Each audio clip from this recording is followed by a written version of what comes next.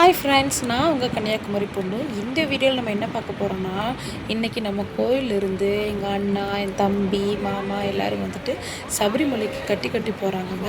அதை தான் நான் உங்களுக்கு ஷேர் பண்ணுறேன், பாருங்கள்.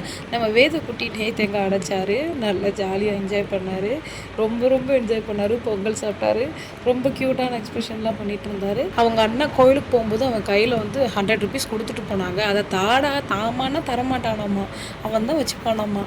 ரொம்ப க்யூட்டான சேட்டையெல்லாம் பண்ணிகிட்டு இருந்தான். நீங்கள் பாருங்கள். Thank you so much.